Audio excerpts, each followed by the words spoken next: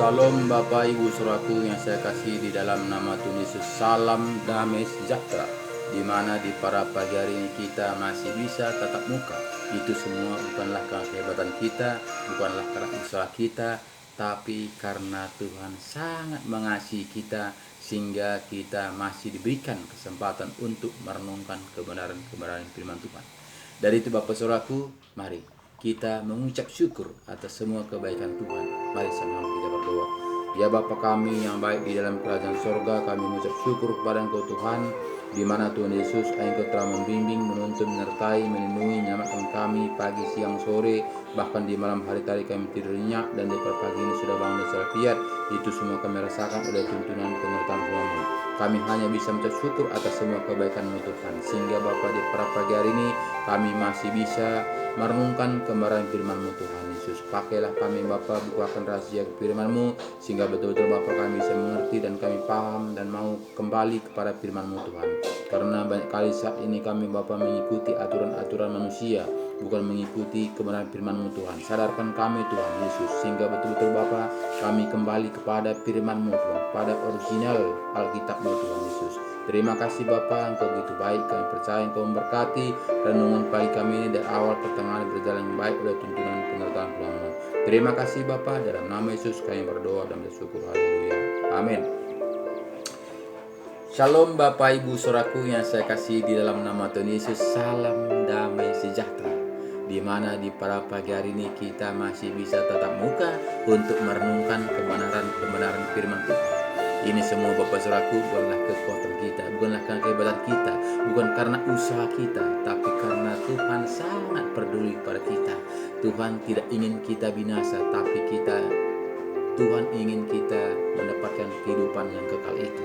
Dari itu Bapak Saudaraku, mari buka hati kita kembali kepada Alkitab. Karena di Alkitab adalah petunjuk jalannya ke surga. Jika kita hanya mengikuti saja, jika kita hanya mendengar saja, tentu kita tidak akan dapat originalnya. Kenapa? Karena manusia ingin mengotak-atik firman, ingin manusia mencari kebenaran diri sendiri, ingin manusia ini menambahi, mengurang-uranginya. Jadi jika demikian Bapak Saudaraku, bagaimanalah akhirnya nanti jika kita tidak kembali kepada originalnya? Makanya Bapak Saudaraku, marilah buka hati kita. Baca Alkitab, undang Roh Kudus masuk dalam hati kita sehingga kita mengerti jalan-jalannya Tuhan. Sehingga kita tidak lagi merasa kita sudah di dalam Tuhan, tapi kita sudah menjamin karena ada Roh Kudus untuk menuntun, membimbing, menyertai kita, menjamin kita menjadi milik Allah.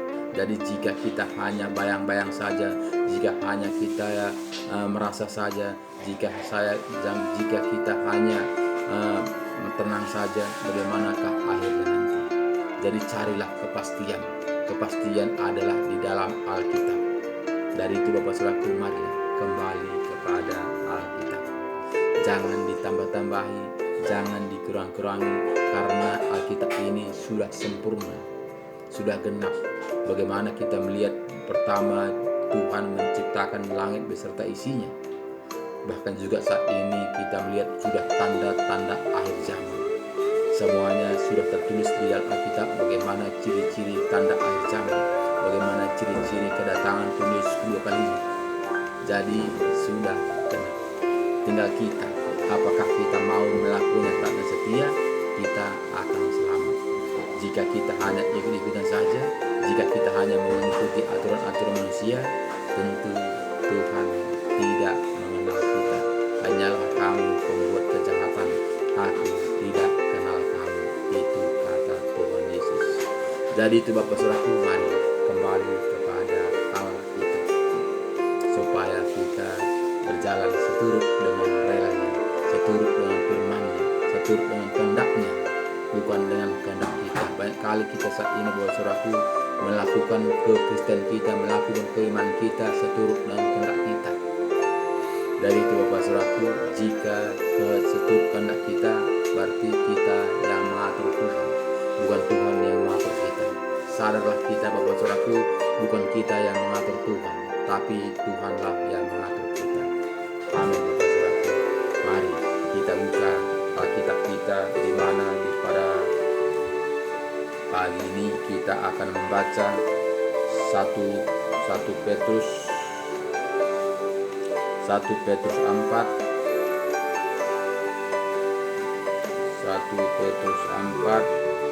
ayat 17 baik.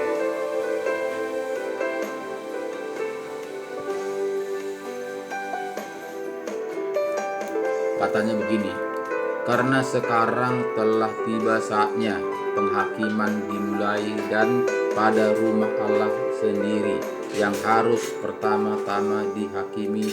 Dan jika penghakiman itu dimulai pada kita, bagaimanakah kesudahannya dengan mereka yang tidak percaya pada Injil Allah? Jadi Bapak Saudaraku, kata firman Tuhan mengatakan kepada kita di 1 Petrus 4 ayat 17 mengatakan kepada kita, karena sekarang telah tiba saatnya penghakiman dimulai, dan pada rumah Allah sendiri yang harus pertama-tama dihakimi. Jadi kita tahu Bapak Saudaraku, pertama-tama akan dimulai di rumah-rumah ibadah. Jadi kita melihat Bapak Saudaraku, saat ini kita sudah hampir-hampir tidak nyaman beribadah. Kenapa? Karena ini pengenapan firman. Nah, jadi ini harus terjadi. Jangan kita heran. Jadi jangan kita heran banyak orang unjuk rasa ketika kita beribadah. Jangan kita heran jika itu bom di gereja. Karena itu sudah tersurat. Sudah firman Tuhan mengatakan, kan jelas firman Tuhan mengatakan kepada kita tadi, karena sekarang telah tiba saatnya penghakiman dimulai, dan pada rumah Allah sendiri yang harus pertama-tama dihakimi. Dan jika penghakiman itu dimulai pada kita, bagaimanakah kesudahannya dengan mereka yang tidak percaya pada Injil Allah? Jadi Bapak Saudaraku, jika dimulai pada kita, bagaimanakah orang-orang yang tidak taat dan setia? Pasti dia makin jauh.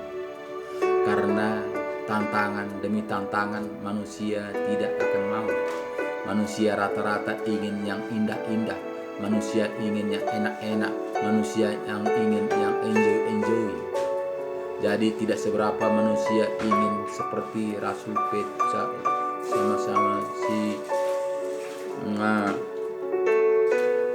sama seperti siapa namanya, lupa lagi,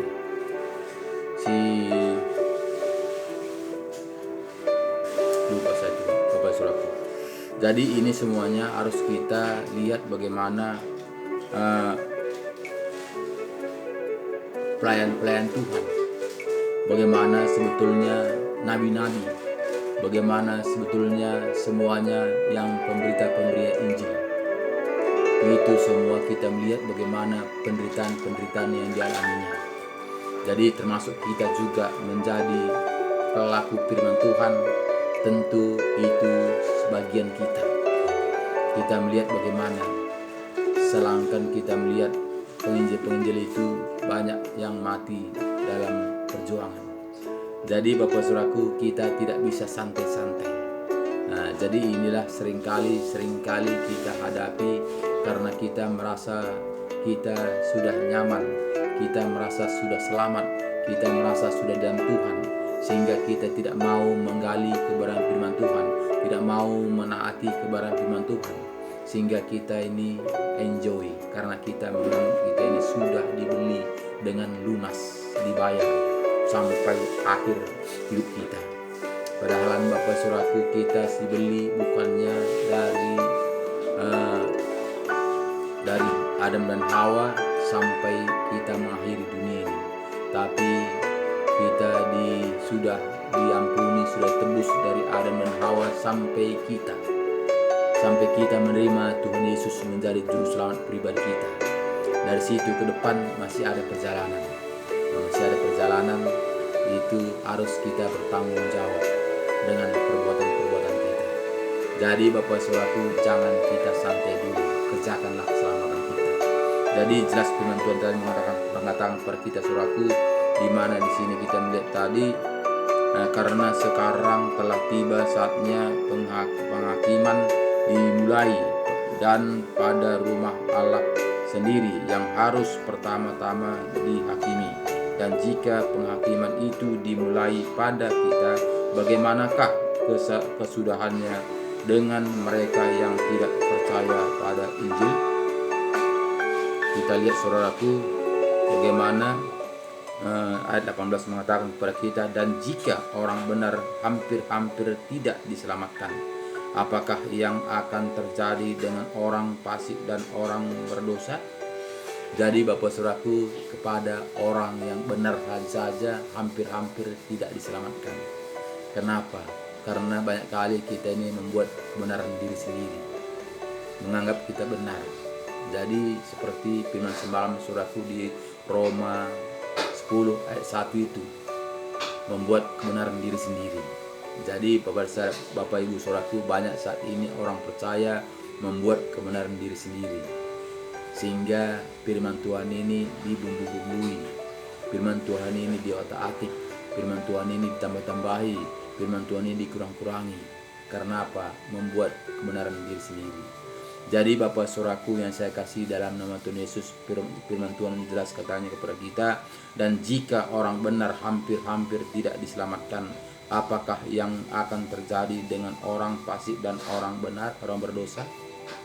Jadi Bapak Saudaraku, marilah kembali kepada Alkitab, kepada original, yaitu Alkitab yang kita percayai. Di situ sangat jelas Tuhan mengatakan, berfirman kepada kita. Jadi itulah kita ikuti, itulah kita taati, itulah kita lakukan taat dan setia, supaya kita mendapatkan janji-janji Tuhan, supaya kita itu mendapatkan ahli waris. Jika kita hanya mengikuti aturan-aturan manusia, tentu kita dibawa kepada kesenangannya sendiri.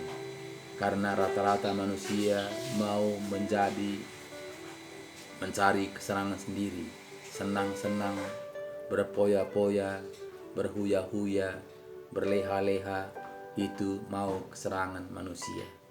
Jadi tidak seberapa manusia yang mau menderita, dan mau seberapa manusia mau untuk mengikut kebenaran firman Tuhan dengan taat setia. Karena apa? Karena kebenaran firman Tuhan ini adalah penderitaan. Karena kita tahu kita di dunia ini numpang sementara, singgah. Jadi kita ada tantangan, ada penderitaan, itu ujian apakah kita lulus atau tidak. Jika kita lulus dalam ujian ini, kita akan mendapatkan kehidupan yang kekal itu. Jika kita tidak lulus, kita akan kiri sama seperti kambing. Karena Bapak Saudaraku, kita melihat Tuhan akan datang menghakimi semua manusia menurut perbuatannya. Jadi ini harus kita berhati-hati supaya kita jangan santai dulu, supaya kita jangan merasa. Jadi jangan kita hanya mengikuti seperti di mana diajarkan hamba-hamba Tuhan. Kita melihat ketika sahabat kita meninggal, kita melihat hamba Tuhan mengatakan tubuhnya kembali kepada debu, karena dia diciptakan dari debu. Rohnya kembali kepada Allah. Walaupun dia penodong, walaupun dia perampok, walaupun dia penjinah, walaupun dia pemabuk, tapi dia dikatakan hamba Tuhan. Dia karena dia Kristen, dia katakan badannya kembali kepada debu, rohnya kembali kepada Allah.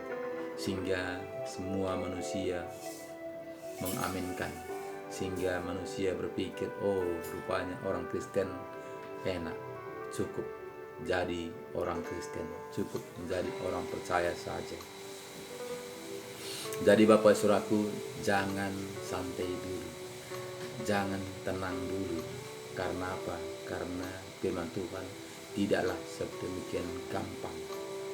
Karena mendapatkan keselamatan itu tidaklah sama seperti apa kata manusia, tapi kembali kepada firman Tuhan. Kita lihat sini tadi, dan jika orang benar hampir-hampir tidak diselamatkan. Jadi orang benar Bapak Saudaraku, jadi bukan orang berdosa, orang benar. Orang benar hampir-hampir tidak diselamatkan. Apakah yang akan terjadi dengan orang fasik dan orang berdosa?